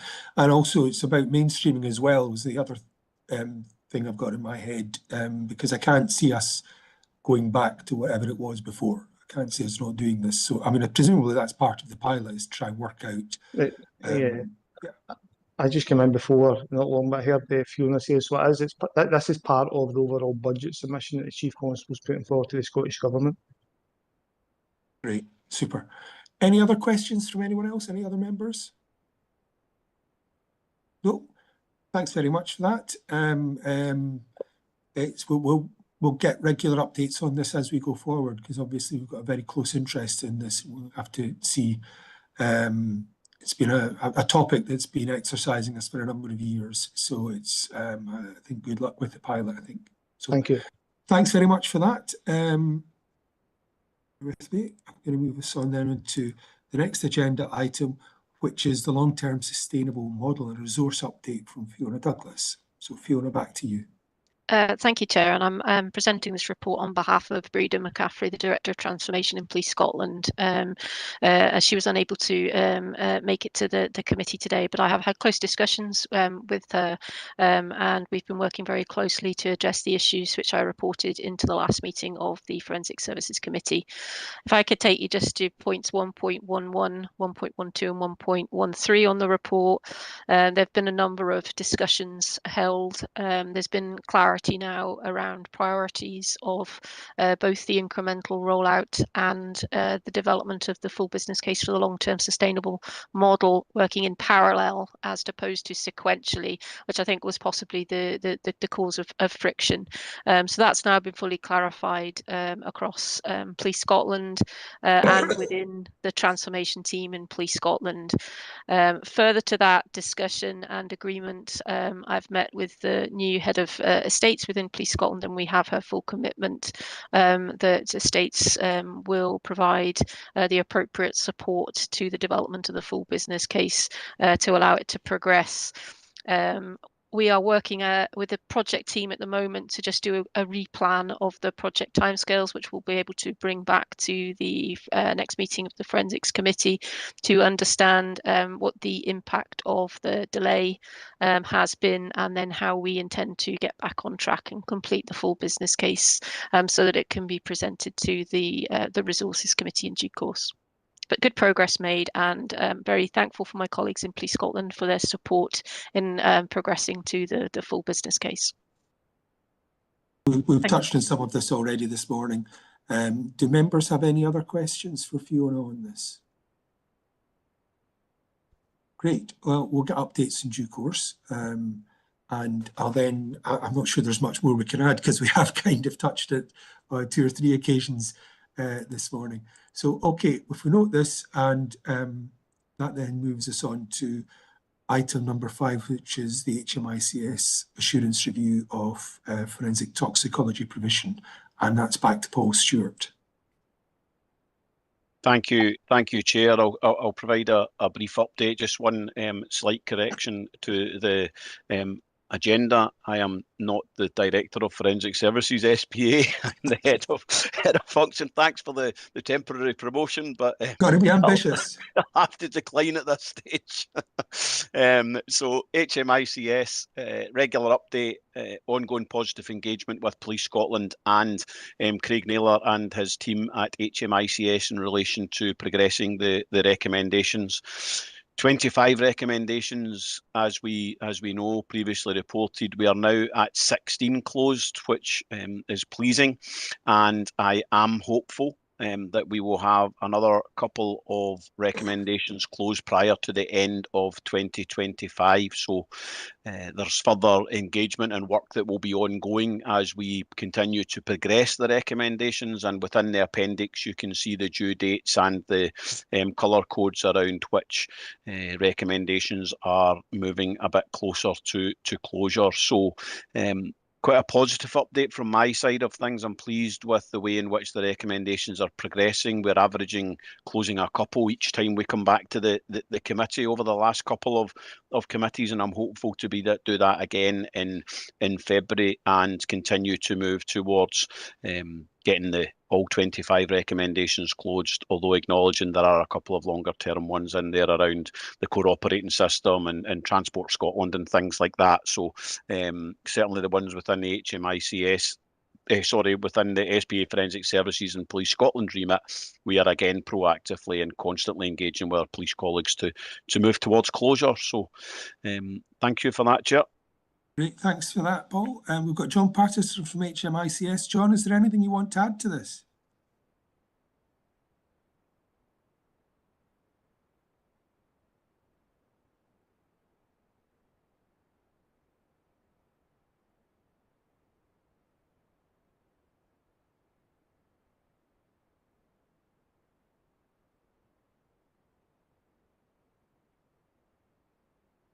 You're muted, John. Can you hear me now, Chair? Sorry. Yes, perfectly. Apologies. Some Sorry glitches for putting you on the spot. No, not at all. It's just some glitches with WebEx. No, I'd support what Paul had said, and I actually think it's worth reflecting on a lot of things that we've heard this morning, particularly from Fiona, Sam and Vicky, and you see the journey that Forensic Services is on and the positive progress that's been made. Craig and I discussed this earlier in the week, and I know that he's content with the progress that's been made. Paul rightly calls out some of the longer term challenges around the ICT, but I know that that's been looked at in some of the other committees. So just endorse what Paul has said, but also what Fiona, Vicky and Sam had said today as well, Chair. Thank you. Now, what has struck me is we get this report up at every cycle and there's not an awful lot changes in between this. And I'm wondering if a 6-monthly reporting cycle wouldn't be more profitable. Are we okay? There's no problem with that with HMICS, is there? Not from our side, Chair, because as Paul highlighted, there's regular meetings that take place, and this is the report for the committee rather than the one that we engage with Forensic Services on. Yeah, I would support that approach as well, Chair, to be honest. Okay. And do other members have any questions on this? There's a lot of progress and a lot of good stuff happening. Okay, well, with that caveat, we approve this report then. Thank you.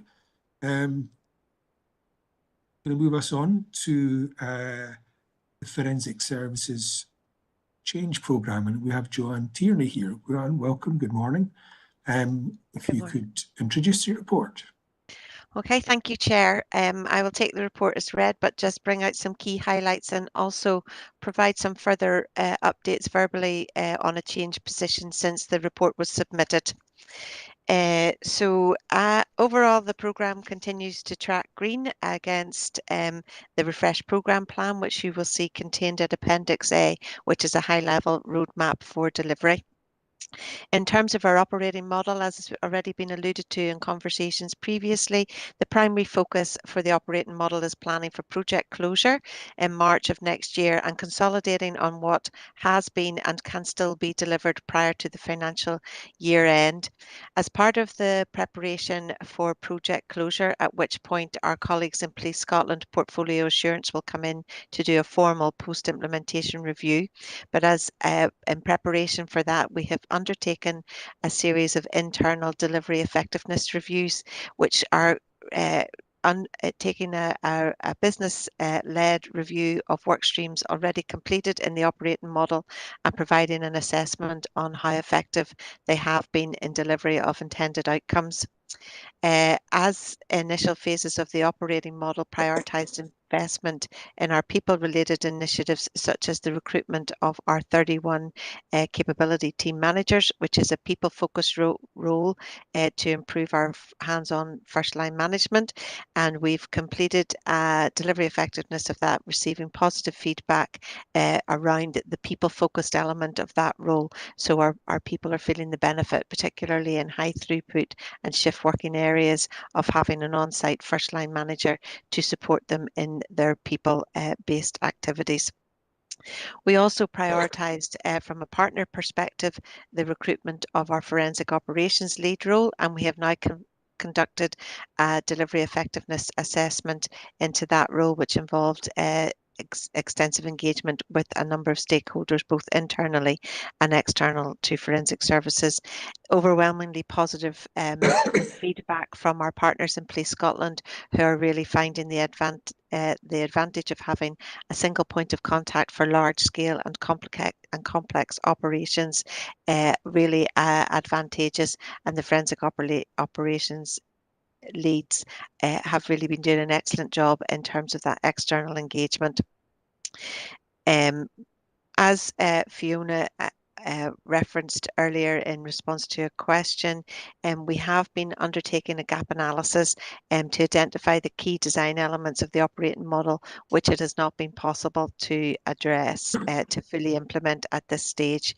And the gap analysis has identified key areas around the extensive multi-skilling of staff for greater flexibility of resource deployment, along with creating effective and efficient training opportunities, particularly around continuous professional development for our people. So we remain committed to providing these outcomes, and we now must think creatively on how we will best prioritise and deliver on those commitments within the financial constraints. As Fiona also referenced, we have refreshed our approach to operating model project benefits, and I have contained at Appendix B a high-level overview of one of the refreshed approach. You will see in Appendix B that what we're doing is we're taking key outcomes from the operating model, and we are providing an updated position on what we have delivered, which has allowed that benefit to be realised as far as possible, but most importantly, other activity that has not yet been delivered in the operating model and how that is impacting the benefit. We have done those benefit profiles for all of the benefits associated, but for expediency, I included one as an example. It is our intention, as part of the move to project closure, to provide a full and detailed update on all elements of the operating model, which we have been able to deliver and which we have not been able to deliver, and our plans for addressing those gaps. Moving on to our forensic core operating system and data migration project. So it is now tracking green against the replan, which was approved at the last forensic committee, and I've included that replan timeline at Appendix C. Priority focus for the team was our participation in the Scottish Government Technical Assurance Framework Review. This was a pre-procurement review which commenced last week, commenced in the week beginning of 13th of October and concluded prior. I had submitted the report prior to the conclusion. That has been overwhelmingly positive. It's been a significant effort by all of the project team and our internal business leads as well. We received our final report with an indicative amber-green review status for that, which is significantly positive, and the reviewers themselves commented that it was unusual to receive such an overwhelmingly positive view of where the project is, particularly around the investment in resource to support that project and the confidence around deliverability of that. It is our intention to provide a fuller update on the outcomes of that review, both to committee and an update at Resources Committee in due course. Another key significant milestone is that we this week issued our invitation to participate. So that went out to the market, inviting suppliers to participate in the tender process, which we will be issuing the formal invitation to tender later on in the next few months. So that's a significant milestone, and again shows that we are now absolutely tracking green against the replan, as I said, agreed at the previous Forensic Services Committee. The long-term sustainable model, we would like to also, from the project team and programme team, thank our Police Scotland colleagues, particularly in the States, for negotiating resource support, and that has taken very positive steps forward in recent weeks. We are now in a position to start the project planning in earnest, and will produce a timeline and associated project plans for later updates at the next committee. Finally, we are looking at establishing our centralised purchasing project, which had original potential project assessment with possible options for centralised purchasing. We have undertaken significant as-is scoping work and identified immediate improvement areas, particularly around governance and a joined up approach to consumables procurement across forensic services. We are looking now at delivery on the immediate improvements, which will have extensive reach across the organisation in terms of who's carrying out our procurement activity. So in order to make sure that the business is ready for us to progress that project, our priority in the next month or so will be to create a business impact assessment on who will be required to be engaged as part of that project and potential impacts it may have on roles. So as I've said, that's in summary where we are with the change programme, and happy to take any questions associated with the report. I think generally this is a very, very positive report. I'd love to see change programmes with lots of green in it. That always cheers me. And I think the core operating system moving from red to green, I think, is to be commended. One of the questions I was going to ask was about the invitation to tender and the timing of that, but you kind of touched on that. Are you confident that we'll be able to deliver in timescales? Because these things are always very complicated and there is often slippage, but I'm just curious how confident you are that we'll get this across the line when you predict it will. So the choice of route to market and sourcing strategy and our closed procurement with negotiation, we have built in significant leeway in the timeline to allow for up to 3 rounds of negotiation. We anticipate that it will be a small discrete number of returns from the market, and we feel that we have built in sufficient lax. It will take a concerted effort from the team, a priority focus, and we are thankful both to Police Scotland colleagues, procurement colleagues, and also forensic services internally for the support they've given in terms of business leads to support that activity. So we have all the resources in place. It will be prioritised activity because it is recognised as a key route to delivering significant efficiencies for the organisation and timeliness, and is appropriately prioritised activity. But as I said, after several discussions with procurement colleagues, we are confident that this approach with the rounds of negotiation will allow us to deliver within the timeframes as laid out in the timeline. Great, and you've got an up-to-date roadmap for that? Yes, it's contained in Appendix C. Yes. And any impact and mitigations from the delays that we've had with tendering?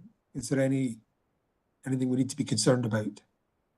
No, I think that the delays have been part of planning to make sure we get the tender process right, and that has we have, as I've said, extensive engagement with our procurement specialist, and we don't anticipate, we feel that we are well placed now for a smooth and delivery of a tender process to the timelines as generated.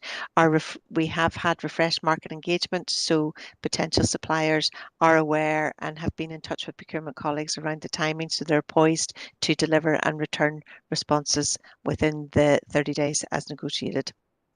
Great, thanks for that. I'll get Fiona in and then I'll invite members to ask any other questions. Thanks, Chair. And just in relation to the impacts of delay, I mean, this project has been going on for a long time within forensic services, as members will know, because we have been talking about it at committee meetings for a number of years now. I think that there's been a real step change in terms of the resourcing and the people that are now involved within the project. I think that there's been such a lot of exemplary work that's been done from procurement colleagues and within the project team to agree an approach to the procurement that's robust. It's been tested through the TAF review process.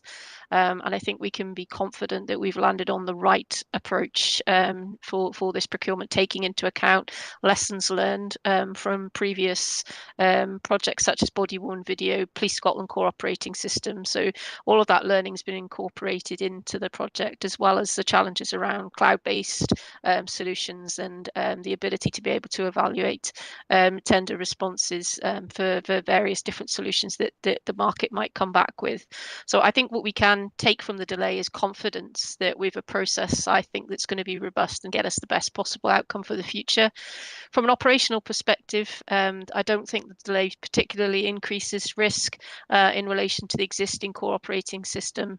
It's clearly an old system that needs to be replaced. It creaks. There's significant efficiencies to be gained through the new core operating system, but we have contracts and support structures in place to make sure that we can continue to use existing systems whilst we progress through the procurement process and the implementation of a solution in the future. Great. Any other questions or comments from members? No? Okay, I'm going to agree this then. I'm going to move us then on to item 8, which is the research and development and innovation strategy. So again, that's you, Joanne. Hi, thank you. Yes, I'll take the strategy paper as read and highlight a few activities. In summary, the research and development and innovation strategy sets out forensic services ambition in this space. We are conscious that we will not be in a position to fully fund our research and development independent capability within forensic services, but we really see that we are best placed to work effectively within existing frameworks, develop new frameworks, and work with colleagues in academia and industry to really facilitate and direct research agendas with our unique crime scene to court model and our position in Scotland and the wealth of expertise and passion of our people.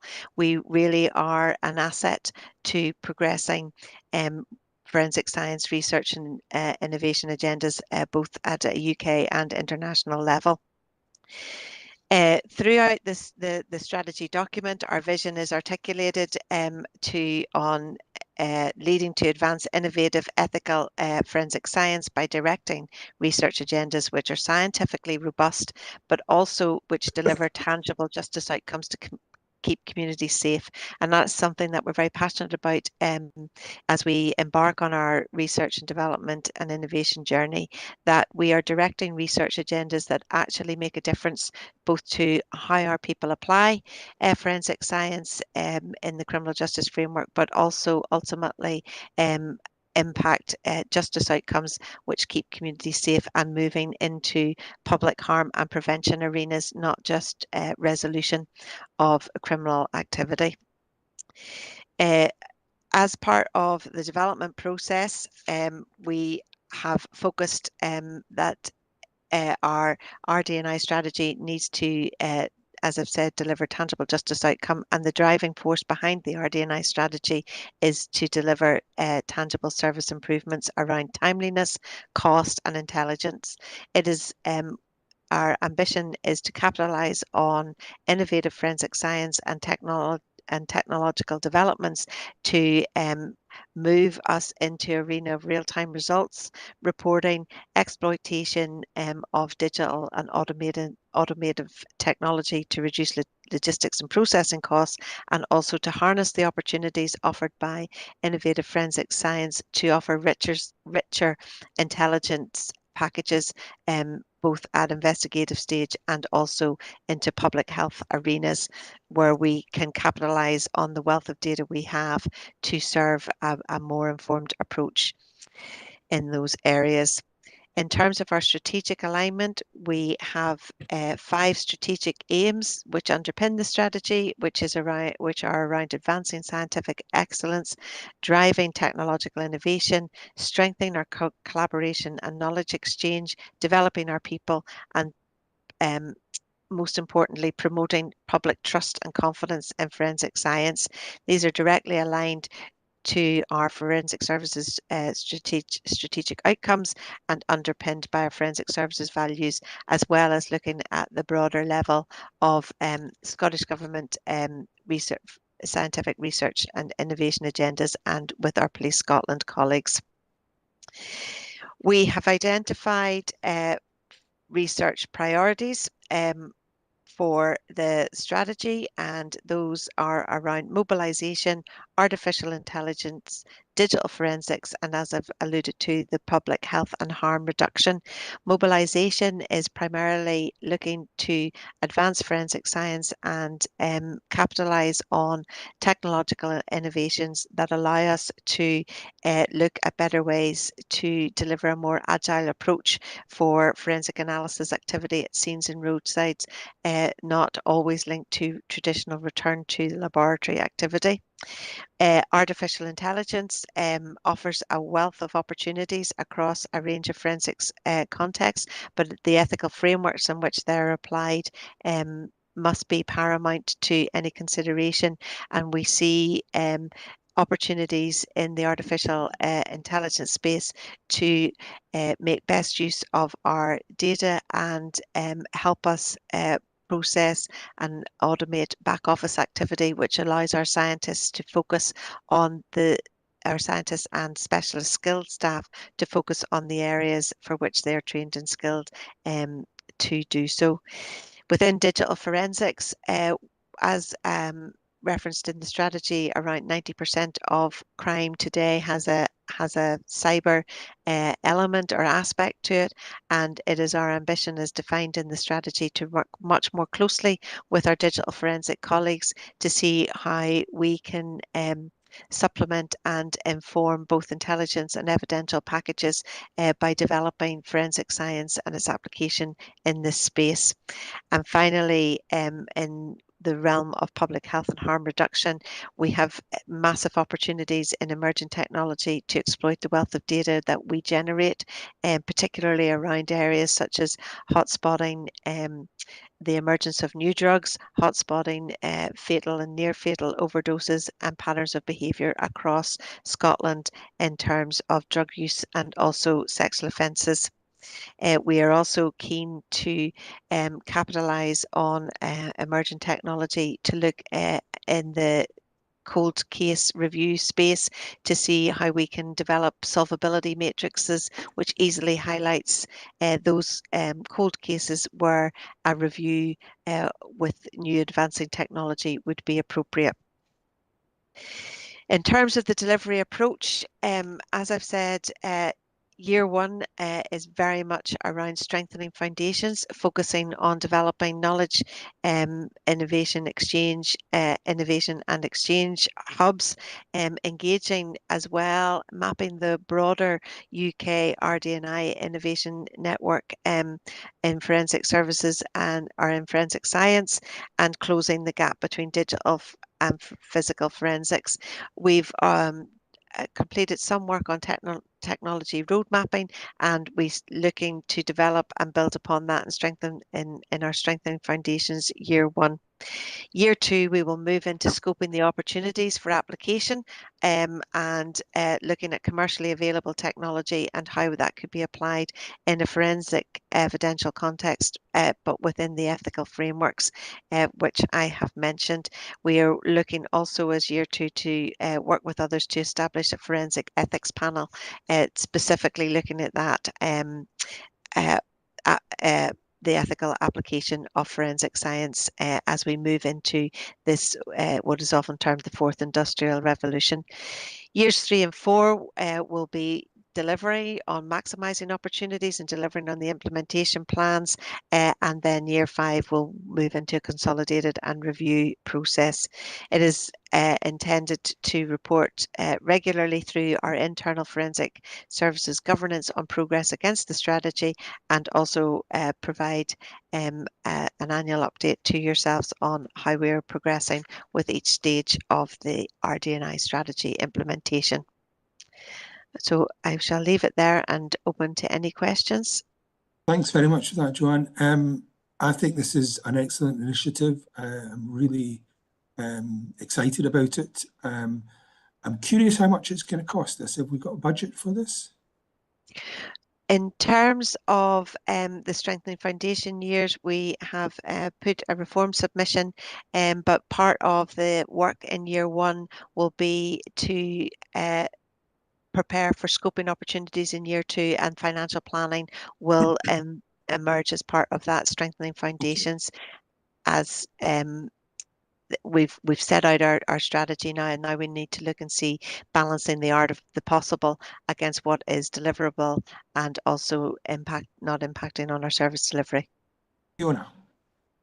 Yeah, if I could add to Joanne's comments there, I think from a financial perspective, there's quite a lot of unknowns, but the key basis of the building the foundations year is really to look at building those collaborations across academic partners and others, so that we can work in partnership. We've already shown through our work with the Leverhulme Institute, who are funding the research project into the value of forensic science, that there are opportunities out there within Scotland and within the broader UK for us to look at how do we actually harness some of the capability that exists, and how do we point it in a direction that's going to be most helpful and relevant in terms of justice outcomes, which we need for Scotland. So I don't think we know the answer to the question in terms of investment in specific types of technology at this particular moment in time, but I think the intention of the forensic services strategy and this RD&I strategy is to make sure that we're delivering it through collaboration with others, as opposed to delivering it exclusively within forensic services.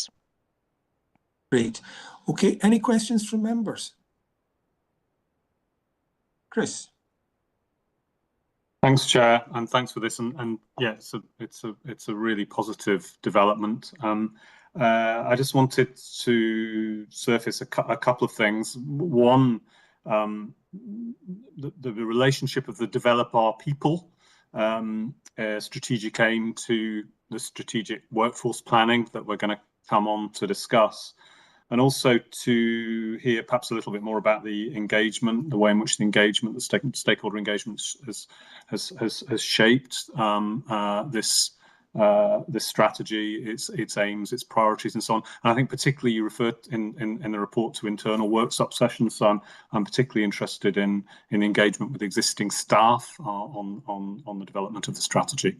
So any more you can say about any of those things would be helpful. Thank you. Okay, thank you.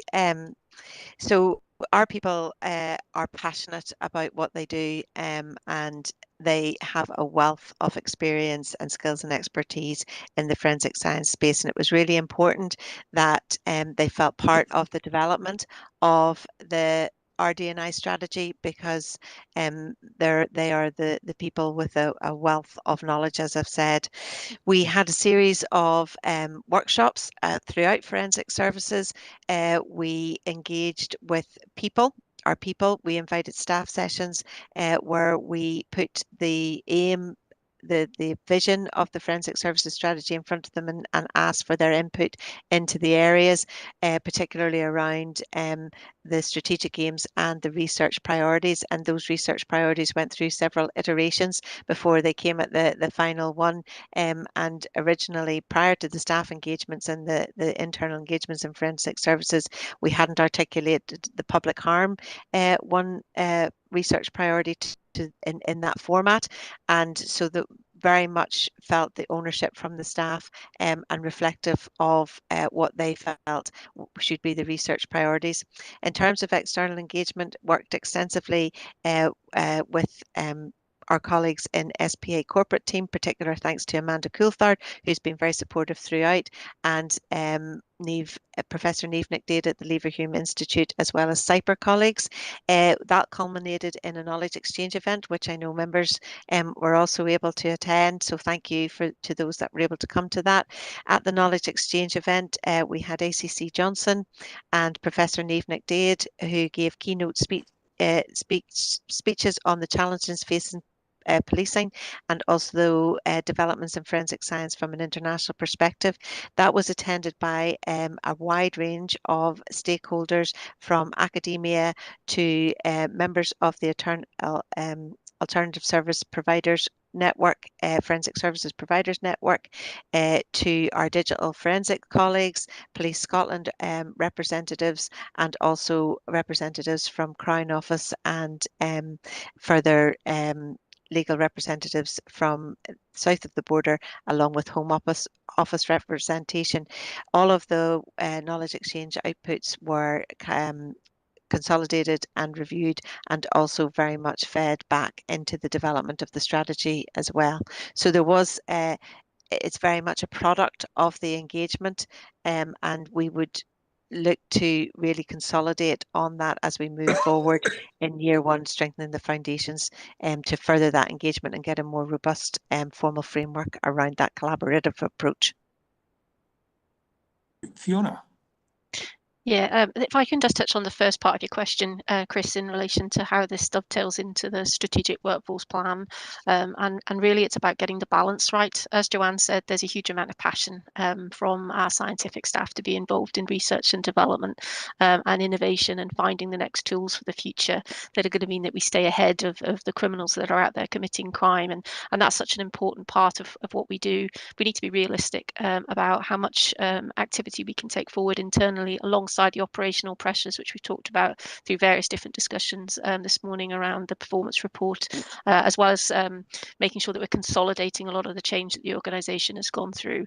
I think that's why it's so keen that it's a collaboration, and we're looking at how we utilise partners that are outside forensic services, whilst also allowing opportunities for staff to get involved in some key pieces of research, and extending a little bit of the reach of forensic services into other stakeholders and colleagues. But we absolutely have to keep our eye on balancing the operational need, how the workforce needs to change, and also how we apply research and innovation, not just to the new crime fighting tools of the future, but also how do we make the workforce more efficient? How do we provide our staff with tools that make their life easier in terms of doing the really difficult job that they undertake? So there's a lot of different areas of focus within the RD&I strategy. It's a really exciting next step for us to publish and share that with you today. And I think it's really going to stand us in good stead in the future. Thanks very much for that. Are you happy with all of that, Chris? Yeah, that's great. It's really helpful to hear that, and particularly helpful to hear that engagement with staff internally has had a tangible impact, a visible impact on the shaping of the priorities. So thank you very much. Thanks. Catherine, you had your hand up. Did you want to come back in, or? Thank you, Chair. No, I did. So I did have questions, but actually, John, your report was very good, and the narrative around it as well kind of answered most of my questions. So I just wanted to say I really welcome the paper. I welcome the strategy. It's really good to see it so down so comprehensive, and yeah, I appreciate that you've taken the time to really develop this. I think, the questionnaire engagement was really well answered. So yeah, just a massive thumbs up from me. I'm very excited, I think, for you too, as you actually start to, roll it out and deliver it, etc. So well done. Thank you. Super. Thank you very much. I'm going to move the business then on to digital forensics, item number 9, which is digital forensics next steps and timeline for progression. And we've got some quite substantial change in this item. From when we had it up before. We've got DCS Andy Patrick coming to speak to that. So welcome, DCS Andy Patrick. Excuse me, Chair. Could I be excused for the meeting? I'm actually involved in a strategic conversation up at Leverhulme just now. Yes, go for it. Thank you very much indeed, and thank you for the opportunity to present. Thank you. Great. Thank you. DCS Patrick. Thanks, Chair, and thanks obviously for having me back since the last time I was here, where I was providing an update on ISO. So obviously this is quite a significant change in terms of our position and also our move to the future of digital forensics. So I'll just provide a little bit of a couple of minutes of where we are as the lead into the paper. I'm sure most people have read the paper, but the purpose of the paper today is to seek approval to pause Police Scotland's work towards obtaining ISO accreditation for our 5 digital forensics labs and to outline the future vision of the digital forensic business area. So the rationale for the pause is that while accreditation remains a strategic goal, the current operational, financial and resourcing environment makes continuing at pace neither achievable nor sustainable. And the key challenges that are included in this are the critical under-resourcing, recruitment freezes and staff attrition have left digital forensics critically under strength. The capacity versus the workload. You've heard already today that the service faces significant challenges balancing a growing workload with over 90% of crime now having a digital element against their current capacity, and the accreditation barriers that exist. So the crucial posts for mandatory validation and proficiency testing have remained underfunded, and the accreditation would require sustainable ongoing investment in audits and assurance to be maintained and credible. So a temporary pause will protect the significant investment that's already been made, allow the critical risks to be addressed, and ensure Police Scotland achieves accreditation on a sustainable basis that's aligned with our long-term operating model. The future vision and targeted improvements that are presented in the paper improve capability and stakeholder confidence. The strategy now focuses on urgent action and investment in 3 key areas, mirroring best practice across UK forces.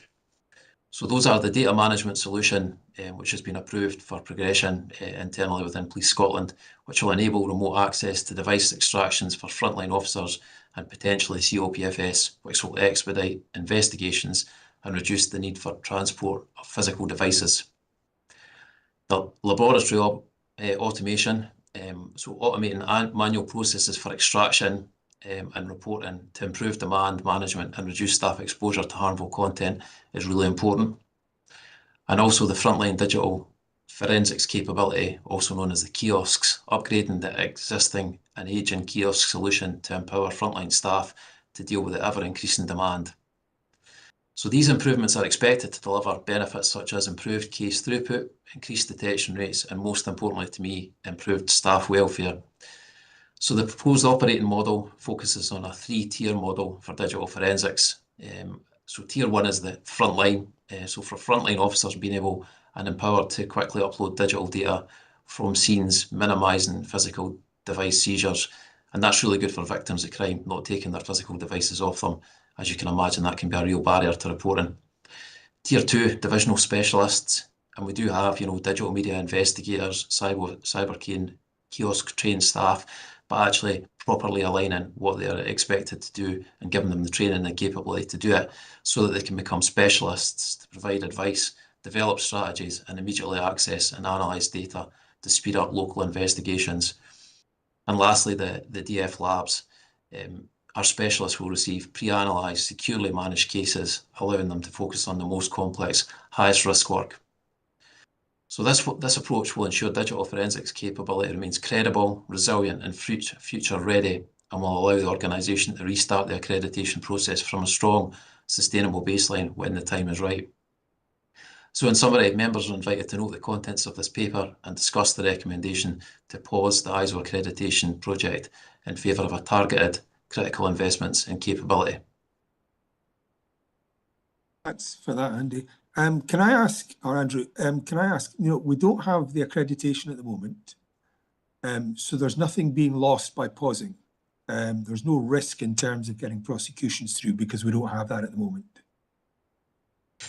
No, Chair, that's absolutely right. The risk to our credibility is minimal. Accreditation is not a legal requirement in Scotland. The casework will not be compromised because the work that's already been undertaken has given us, a real insight in terms of how to improve our practices. And actually, by continuing to use the quality assurance team within cybercrime, we will continue to have that internal audit and assurance, aligning ourselves to ISO standards and improving what we already do, but just not go for the accreditation at this time. And what you've done throughout your presentation here is you've identified a number of areas where digital forensics just aren't where we want them to be. And the idea is this pause will allow you to direct resources and to get into there. That's my take on this. Members, do you have any comments or questions on this?